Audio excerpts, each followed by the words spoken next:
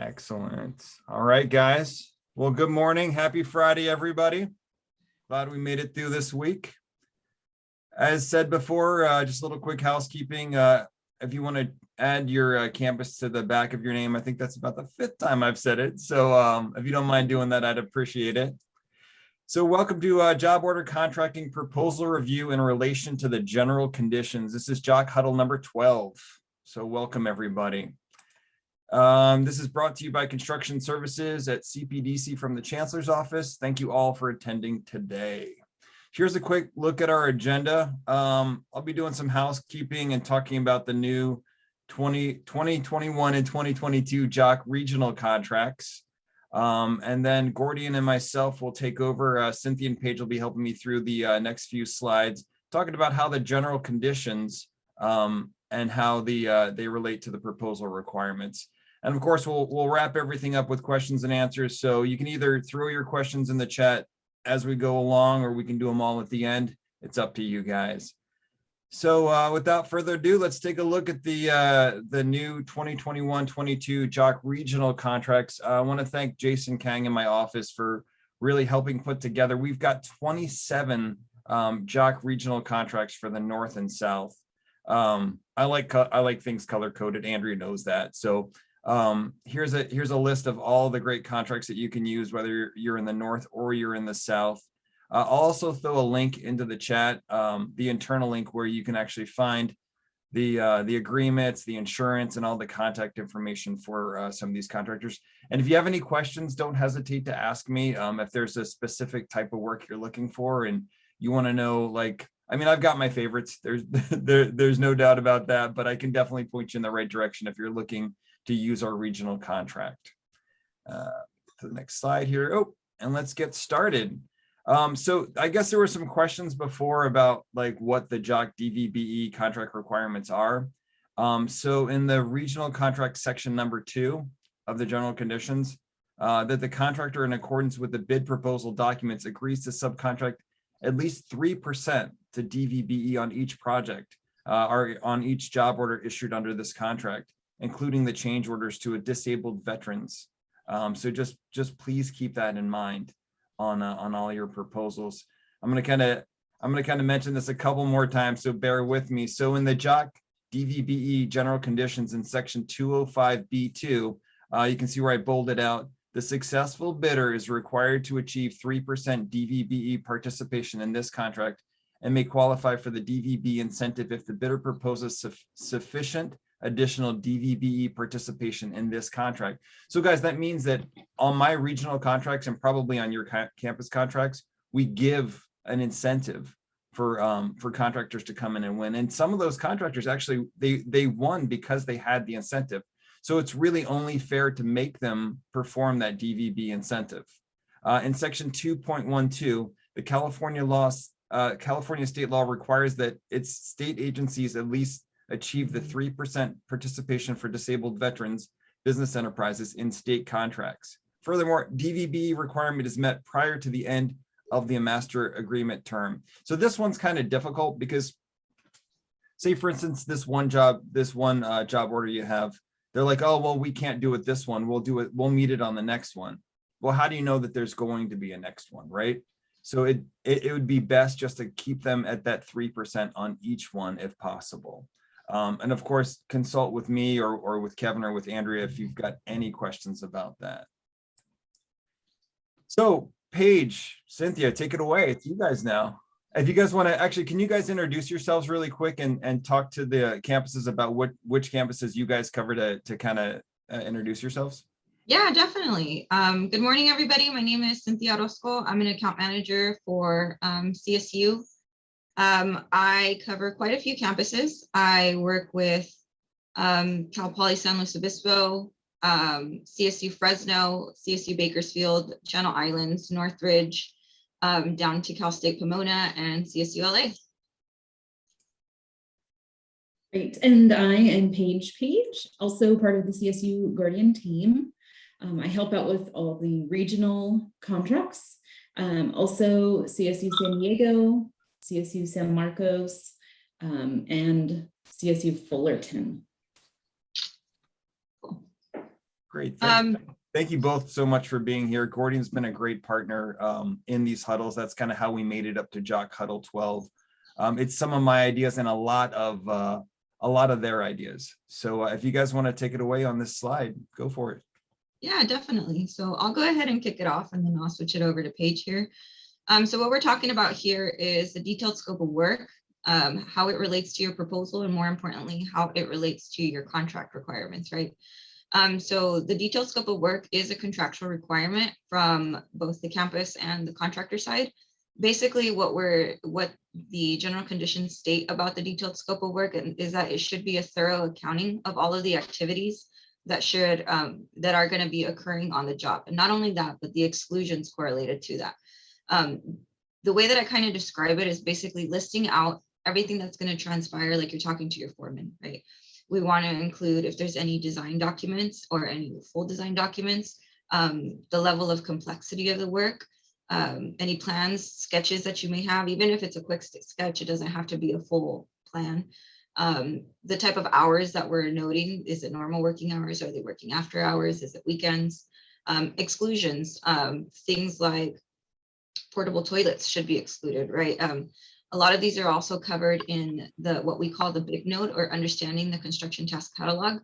I highly recommend, prior to even walking your first job or creating your first proposal, that you guys take a quick peek at the understanding the construction task catalog. It really does give you a better understanding of what's already inclusive of a contractor's adjustment factor, such as things like portable toilets, such as things like if they have a trailer that they need to set up out on a job site, things like basic PPE, things like basic covering of floor areas, or moving back furniture if they occupy less than 55% of the space. A lot of these things are covered in that, but because it's also important to note them so that you do describe them in your scope of work. Please reference this. It is as noted in understanding the CTC. We call it the big note, but yeah.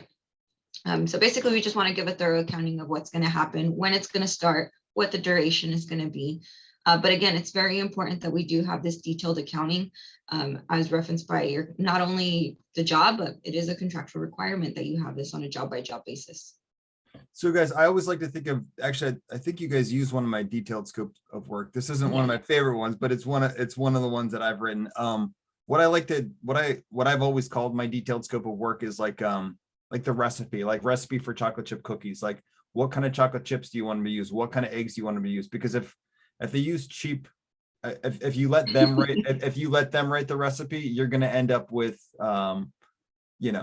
like lousy cookies. Like you want what you want, and it's pretty easy. We've got actually, if anybody needs help with this, definitely consult with me or Cynthia. We can get you a really good detailed scope of work going, so you can define to the contractor, look, this is what I want, and this is what I'm expecting to see in the CTC and proposal, because then it cuts out a lot of the garbage that you'll get in your proposals from your contractors. So, and it looks like the question got answered in there. It did. Thank you guys so much for handling that. Yeah, the DVBE suppliers would count in the DVB participation. Just make sure they end up on that reporting sheet in Gordian.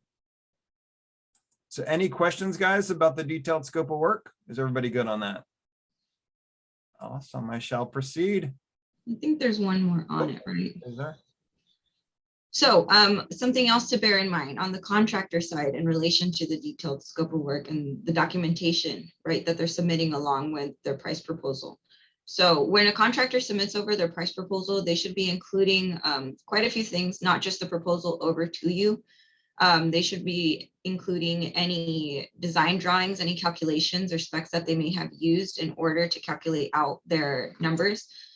My rule of thumb with contractors when they submit over a price proposal is I always have them write out their math in the notes section so that I know how they got to their quantities. It makes it a lot easier to go back and review if they already tell me how they derive that number, rather than it just being a number that they threw out there. If there's any catalog cuts that you guys are having them reference, any cut sheets that they need to reference, have them note them on there. If you gave them as-built to work off of, have them specify this is per as-built M1.2. They also need to make sure that they're including their subcontractor listing And within that subcontractor listing, their DVBE requirement, right? This is their DVBE requirement is on a contractual level, but especially if you have a bigger job, I always recommend suggesting to the contractor that they do use a DVBE sub, because it'll make it easier in the long run to abide by their contract requirements, right? So also their material supplier list. If they are going to be using a DVBE sub, make sure that they submit those compliance documents. Those are available on the CPDC site, and we can send you the link to that if you guys don't have that already. Separately from that, they should also be noting some sort of a preliminary construction schedule, just so that you know timelines, any special insurance, and for special equipment, a copy of the warranty that may be required. For all of this should be already inclusive of their price proposal submission or well prior to there being an NTP being issued. I always recommend just kicking it back over to them before you even start the proposal review process. If they are missing any type of documentation, it just makes it a lot easier on the back end rather than chasing them for it, to do it on the front end before you even proceed with the proposal review process. That's just my rule of thumb. Everybody has a different flavor for approaching these things. Just make sure that they do send this over to you before you issue an NTP.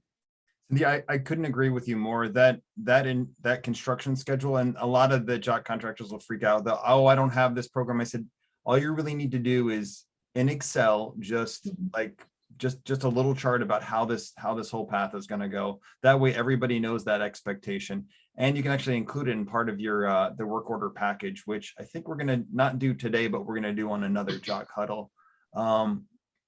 Kathy, great question. She asked, is the contractor given the same information that you were sharing with us?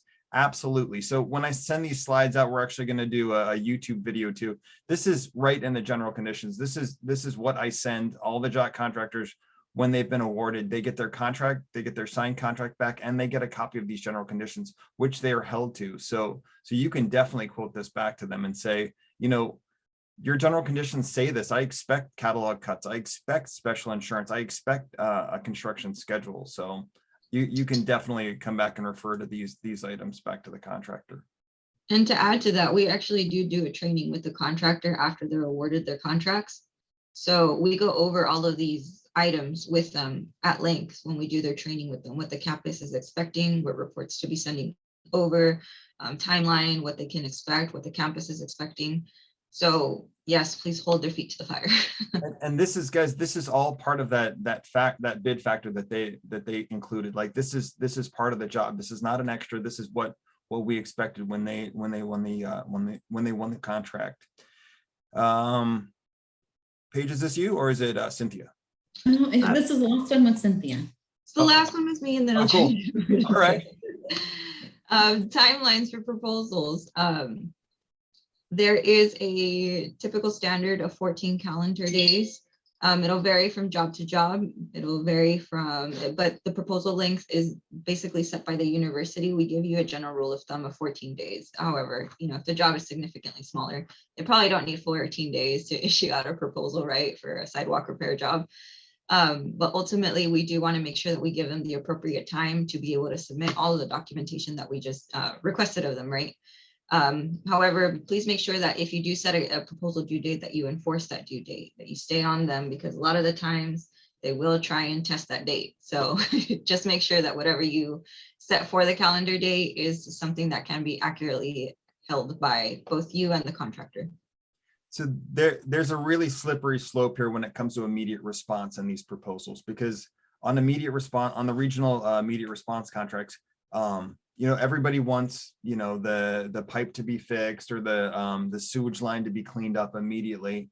But we've had a couple of instances here at CSU where the proposal wasn't given quickly enough, and all the work was done, and then it was billed a couple of months later, and all of a sudden everybody forgot about all the work that had happened, or maybe a project manager has moved on and is someplace else now, and we all forget, you know. Everybody forgets. So it's imperative to get, either if it's a regular like a regional general, or if it's that immediate response, you have to get it soon. I set calendar reminders for myself saying that, oh, well, Pub owes me that proposal in 2 weeks, and I'm on them in 2 weeks. Like, where is your proposal? And if you don't get a proposal, that's non-responsive. And if they're non-responsive, you need to tell me, because that's a bigger issue. where either they need to be, well, slapped around, or we'll figure out the right punishment for the contractor. But you need to have that proposal, set the deadline, get the proposal, so it's set in stone what they're going to do. Excellent. Cool. Paige. Great. All right. So proposal requirements for auditability. So that's kind of the whole purpose of wrapping all of this information we're giving today, is to make sure that when there is ever an audit, everything is as clear as possible. Everything's transparent. So from the contractor's side, all proposals should be submitted through the system to track the changes and create a record of review. So try your best to not send a PDF of that proposal in an email.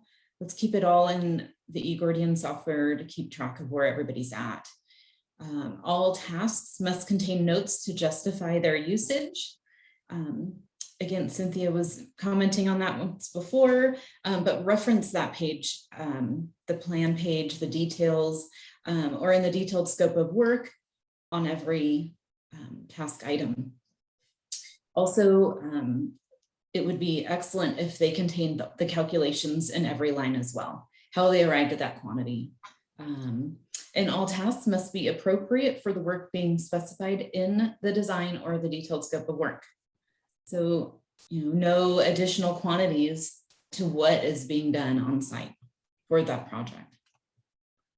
So it looks like David Kelly with CSU LA has got a question. Where do we load up DVBE documents? I don't see a general documentation folder.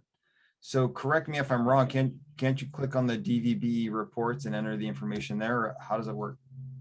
It depends on what system that they're working out of. If you're working through the regional JOC on the chancellor's office, there's a general area where you can upload those documents. In Gordian Cloud, there is a specific area where it's designated for that.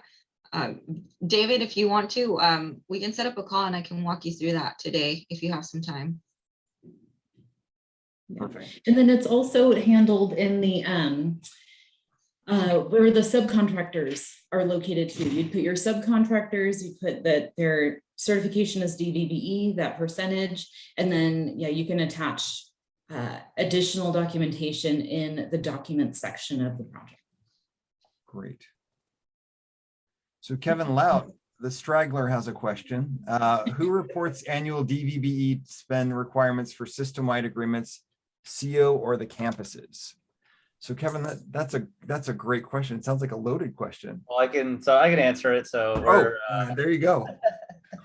So for the system-wide, we will take care of coordinating with Gordian to report that, since we hold those agreements.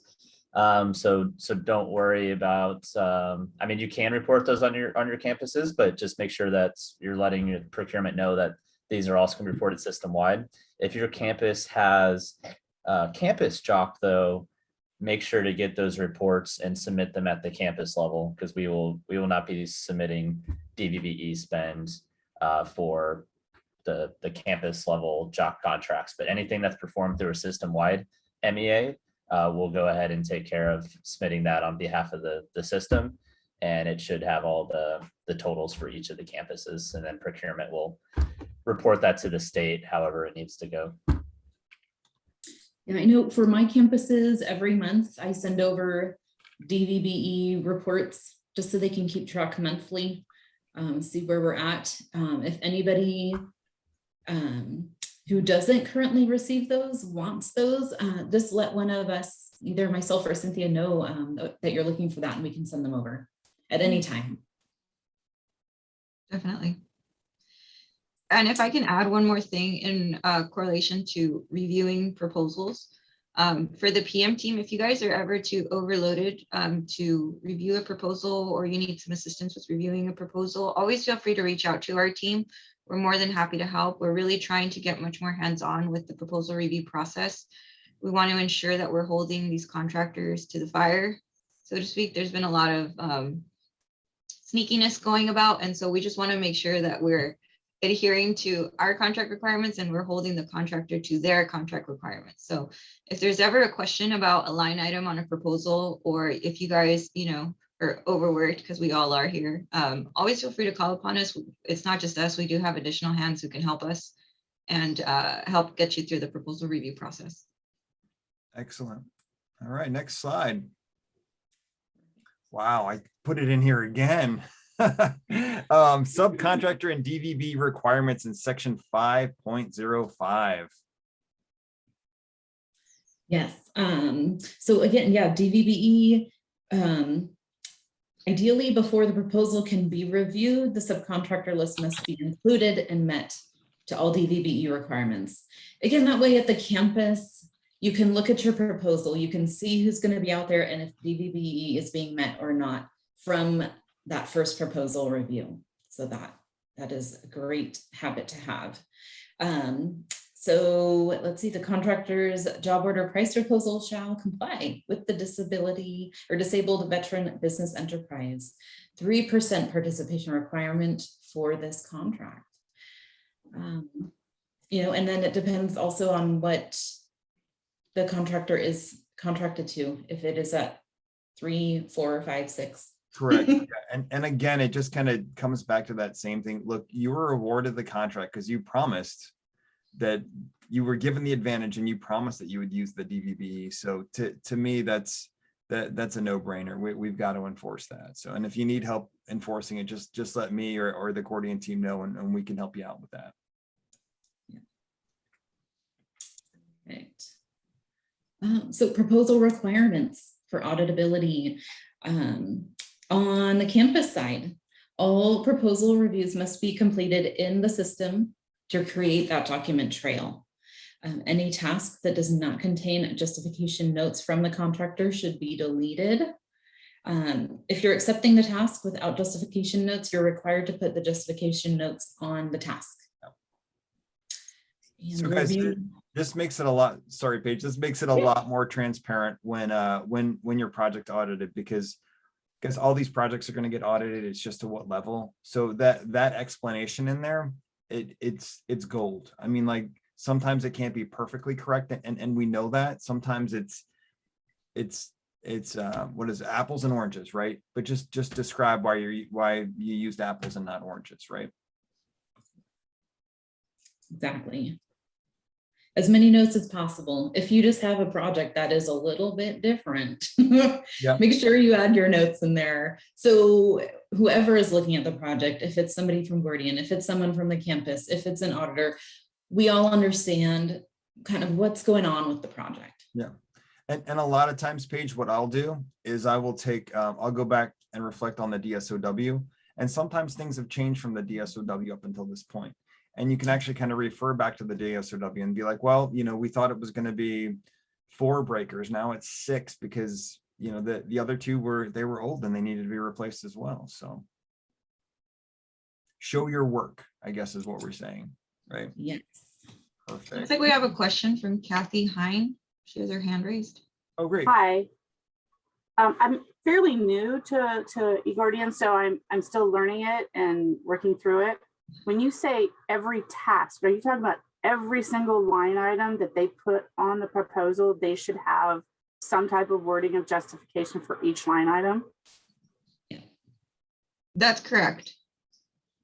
And I know it may seem like a bit overkill, but the reason why we choose to have it this way is it's better to be safe than sorry.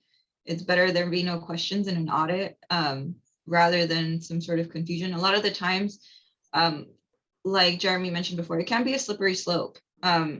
Sometimes you'll think that a line item is okay, but if you look at understanding the construction task catalog, it's already inclusive of their adjustment factor, right? So it shouldn't even be added into the actual line item. Sometimes the quantities may seem like they're okay, but it's off by 1 or 2, but that could save you, depending on the line item, hundreds of dollars, thousands of dollars. So we want to make sure that they're being as meticulous as possible on those proposals as they can be before they submit it over to you. And this is something that should be done firstly on the contractor side, and it's more so you responding to those notes more than anything. Well, a perfect example of that, Cynthia, is recently, and Mike, I think you're on the call, and Stanislaus, there was some additional labor hours that were needed that were outside of the actual physical work. But those needed to be shown because labor hours are part of installing a column or installing gypsum board or installing conduit, but sometimes additional hours are needed. Well, why did you need those additional hours? How can we make sure that the contractor's not just throwing this proposal together, that there's attention and detailed and due diligence paid by the contractor to really know what they're putting into the proposal. So this places an incumbency on the contractor to really go through the task catalog and the work requirements when they're building that proposal. We've had trouble because a lot of times maybe the contractors or as an organization have had exposure to training, but the person who's actually building the proposal seems like they're almost starting from scratch, and you get things and you just can't believe they're in there, and it's kind of a circular, iterative process of going back and forth, and you take one thing out and then something else comes in. So I guess we just need to be up front sooner about what standard we're going to hold them to. And, when we put these job requests out to say, hey, you got to have someone who kind of knows the system and can work with it, because we don't want to, go through 5 or 6, 7 rounds of reviewing proposals just to get on the same page. It really shouldn't pass more than 2 right now. Like that 2 should be just about it, right, Cynthia? Yeah, sometimes it goes well beyond that. I will say though, if you get to 2 and you don't get the number, don't just approve it for the sake of not getting to 3 though, right? Right. But yeah, it can definitely be tricky. A lot of the times the person who's building out the proposal isn't the person that you walked the job with, right? And so that's where a lot of the confusion comes from. My recommendation is to hop on a call immediately. As soon as you see that proposal comes back, super outlandish, hop on a call with all of their team, get them all on board, get them all on the same page, let them know that I completely reject the entire proposal. That's just how I kind of am. I just reject it all. I just tell them, you know what, I'm noticing there's a lot of unsubstantiated quantities. There's not worth me even trying to comb through it at this point. I need you to go back and justify all of these lines. Otherwise, we cannot proceed. You'd be surprised. They do come back with a thorough canning and different numbers. So, but if you ever do have issues come up like that, always, again, feel free to call upon us and we can always help mediate that for you, because they know better. They just try and test the waters to see how much they can get away with. Right. Sometimes it seems like they know we're under a time crunch, so they. Yes. Yeah, but okay, They take advantage of the situation, just like Jay just said about I can't tell you how many times I've gone back and forth on proposals. Like it's kind of the nature of the beast. But again, I mean, the program really is very simple, and we're going to put in the revised general conditions as a requirement that you either go through training or you go through refresher training on how to use Gordian, especially because we're transferring so many campuses to the cloud. Contractors have to know how to use it and not waste time, because that's the whole idea of a JOC project, is not wasting time. Right. And there's also the estimating tool that the campus can use too.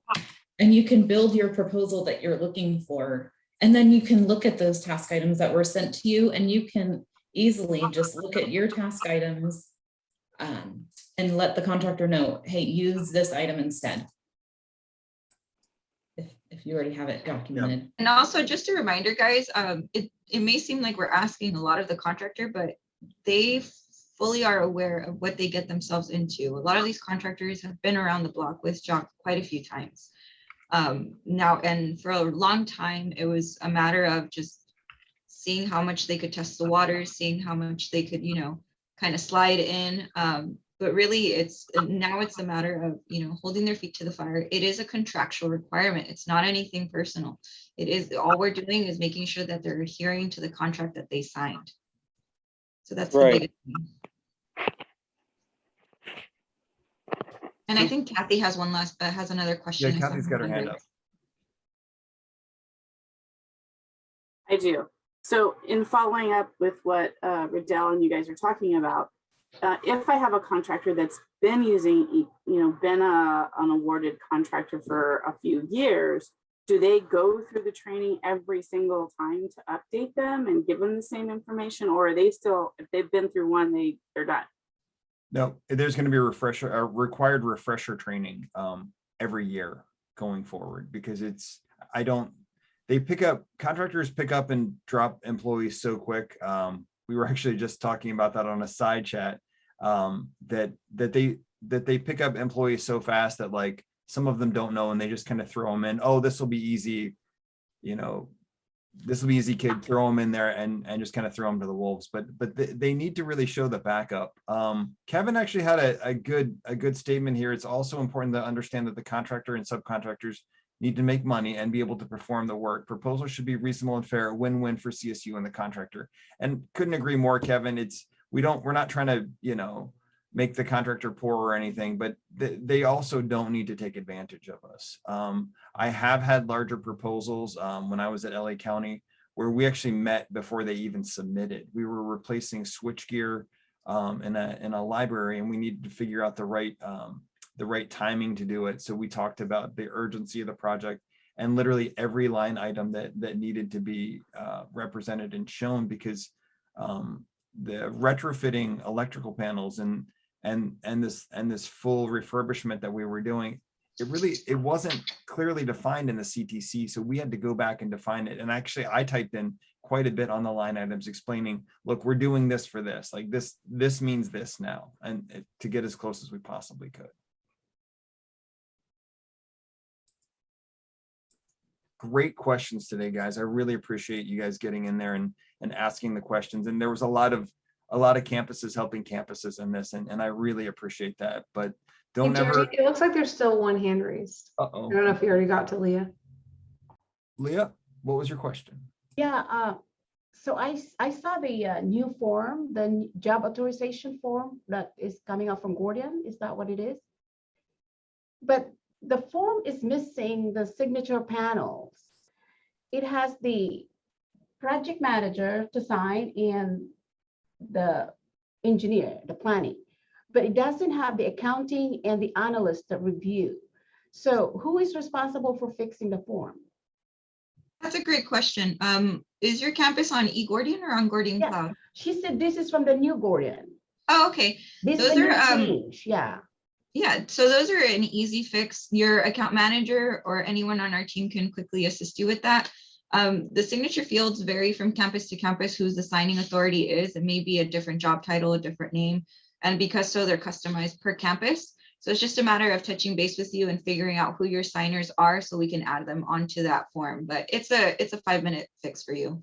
Yeah, I don't touch this, but sign it. So it comes from our facilities coordinator. So I just wanted to make sure, because without the signature, we cannot start the job, and it's kind of delaying it. Definitely. So Leah Davis at Sacramento. I think your account manager is John Fudge. John Fudge, yeah.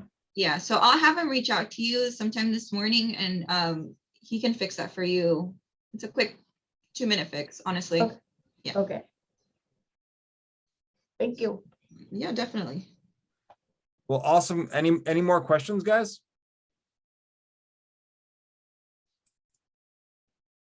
Guys, we've got another JOC huddle coming up, our last one of the year. Oh, one more question. Can I supply Gordian what I want my form to look like, and they will create it?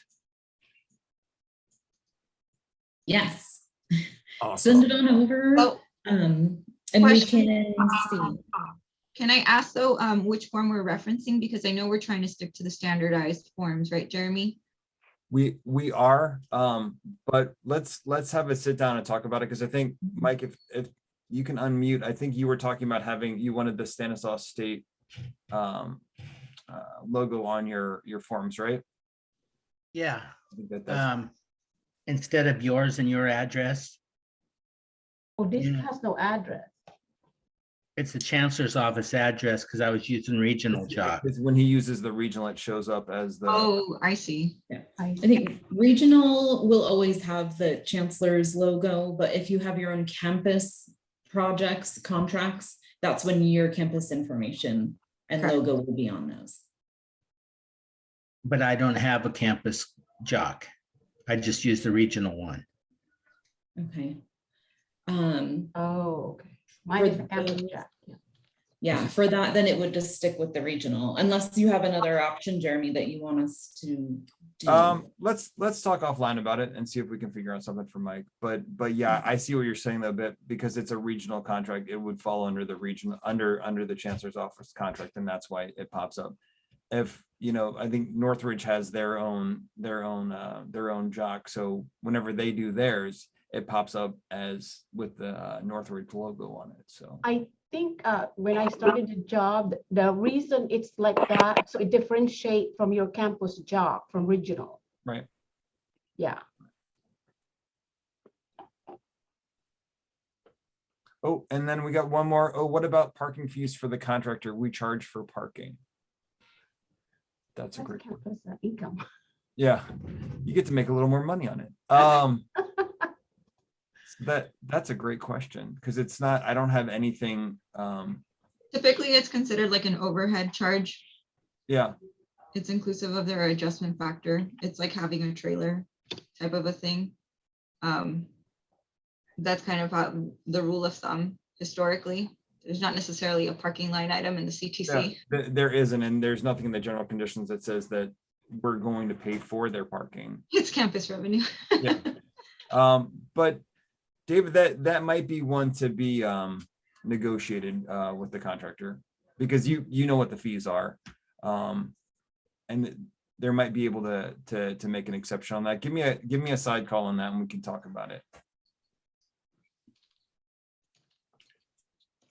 Great, guys. Any more questions or are we good to go? All right. Happy Friday, everybody. Don't forget, we got JOC Huddle training number 13 coming up. There's going to be a new Omni agreement with Gordian. So Gordian's going to talk about their improved service options and more about the Gordian Cloud. So that's coming up on Friday, December 10th at 9 a.m. I think I'll be sending out the invite if I haven't sent it out already. But thank you guys for attending. Have a great weekend. Thank you, Jeremy. Thank you. Thanks, everybody. Thanks.